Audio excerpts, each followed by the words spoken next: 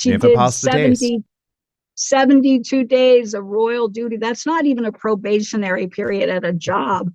And she True. wants to run around swinging around royal titles.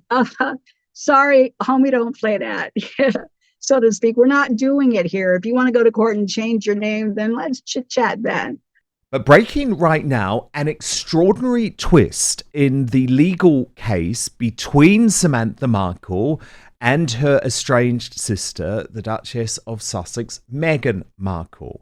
According to Newsweek and a reporter called Jack Royston, who, let me just be clear to you, is totally aligned to Harry and Meghan. He is in their camp. He often propagates their propaganda. He has reported that Meghan Markle's legal team criticised her half-sister for, quote, erroneously failing to use her royal title when suing for defamation. Jack Royston writes that Samantha Markle has been fighting a years-long libel battle that has repeatedly faltered and is now at the 11th Circuit Court of Appeals. The saga revolves around Meghan's comments to Oprah Winfrey and the content of her Netflix series Harry and Meghan. However, one notable oddity surrounding the case is that it has been waged from the first moment to last with Meghan's name written using the technically incorrect style in the media. So, Meghan Markle rather than Meghan the Duchess of Sussex. Jack Royston goes on. News organisations, including Newsweek, refer to her using her pre-marriage name because that is how she is known to the public. Kate Middleton, formerly Catherine, incurs the same fate.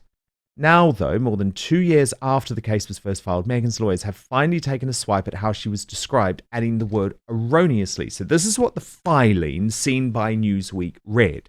The Duchess of Sussex, erroneously sued as Meghan Markle, discloses the following individuals and entities who may have an interest in the outcome of this appeal. And the statement is signed by Michael J. Kump, who is Meghan's lawyer. So, Samantha Markle, your down-to-earth sister, who apparently said, oh, it doesn't matter, royal titles don't matter, just call me Meghan. She is now briefing that she's furious with you because you, her own sister, is not referring to her as the Duchess of Sussex. Your response, Sam? Here is my response. Pumpkin, when you entered into the legal paperwork, or your precious attorney did, you started off and have been going by Meghan Markle all of this time, and then now you want to whine about it. Well, that's called acquiescence.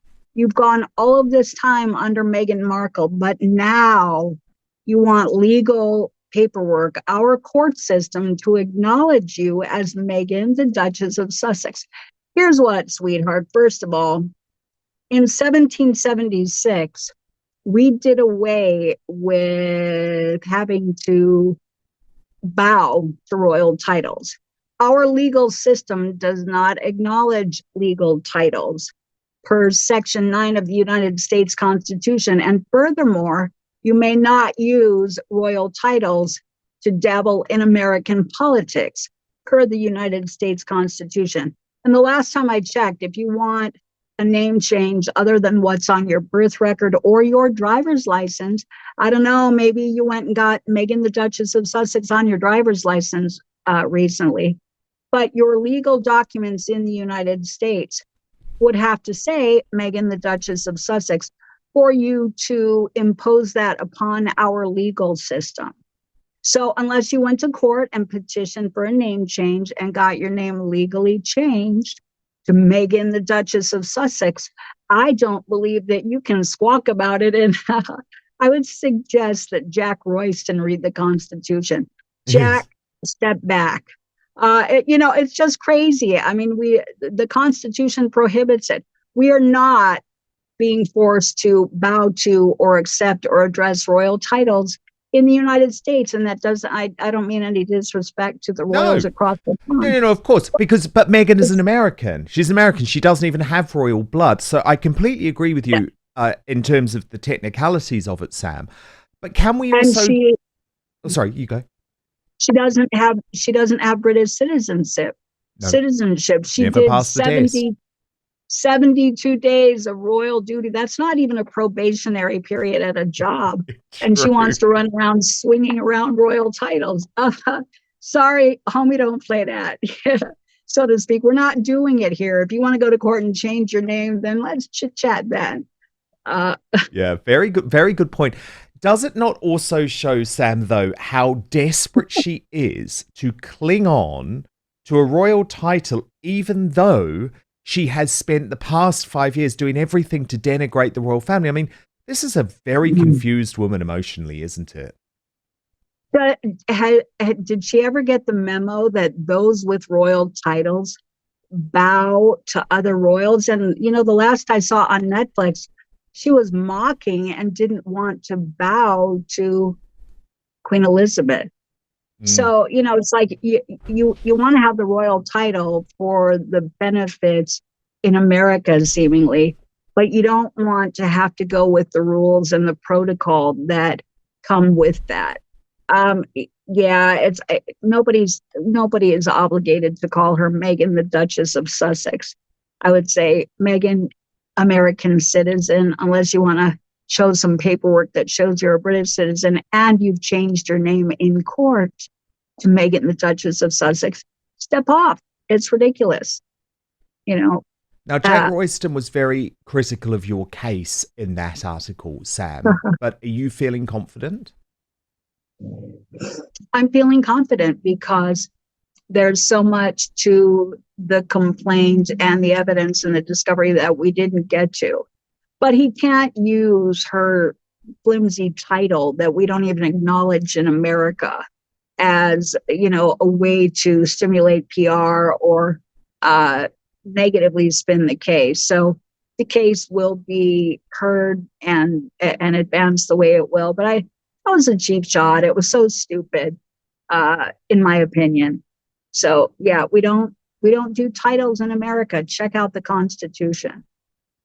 Meanwhile, Meghan has emerged publicly just as royal life focuses on the anniversary of the late Queen's death. Now, this was to attend with Oprah Winfrey some sort of book club at the local Montecito bookstore, where we actually saw her critically panned book, The Bench, and Prince Harry's awful Spare on the shelf of this bookshop. And this is what the owner had to say about why they had decided to host this star-studded gathering of local authors. Watch. First, though, digestive issues are caused by a potential toxin that's in all of the, quote, healthy foods that scientists have been telling us to eat with a fraudulent food pyramid for the longest time.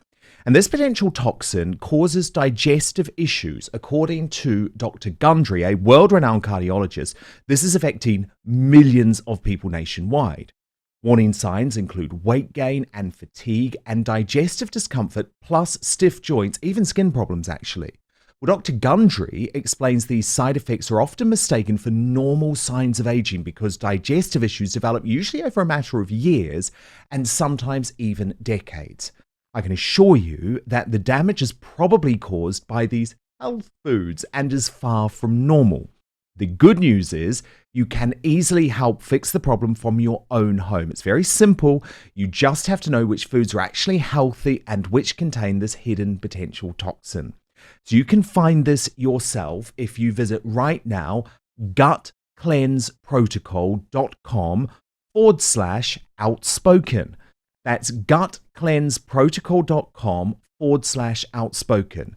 Now, you can see the QR code there on the screen, so you can just use that, enter the website, but I've also put the link in our show notes on YouTube and Rumble. Because after years of research, Dr. Gundry has decided to release an informative video to the public. I've watched it. It's free and uninterrupted, showcasing exactly which foods you need to avoid. So go find that video at gutcleanseprotocol.com/outspoken and click on the link in the description below.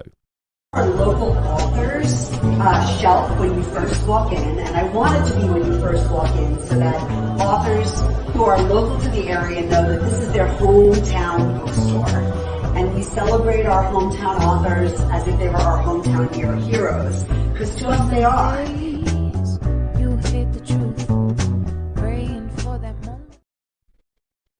So, Sam, what did you make of this outing with Oprah? Um, we're going to have some noise interference for a second. Sorry about that. No, that's absolutely fine. Don't worry, I can hear you loud and clear. So I kind of feel like, I don't know what happened with their publisher, but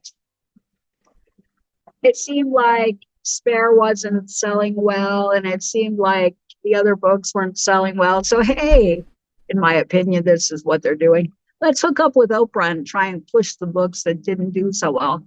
So, if the books sell, even though there's a lot in there that's not true, that that's part of the case. We're still saying a lot of it was disparaging, certainly to the royals, and seems to constitute defamation. They can push this muckety muck anywhere they want, and doesn't mean it's going to do well. But glad they could glom onto Oprah to try and do that. Doesn't surprise me. It doesn't surprise me at all. I mean, I think it's going to make the book club look bad, in my opinion. It's just odd, isn't it? Because for so long, we have been hearing that Oprah wants to distance herself from Meghan.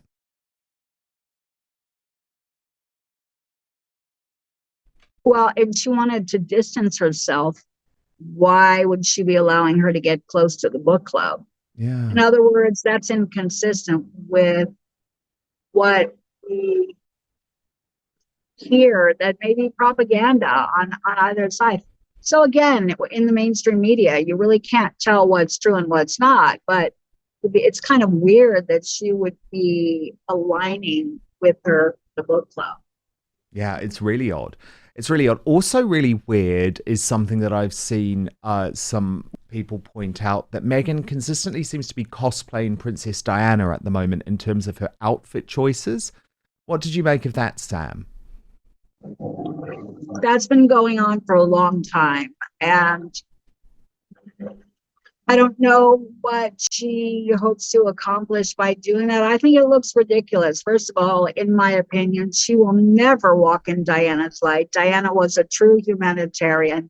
She was loved by the world, and I think the opposite is true with my sister.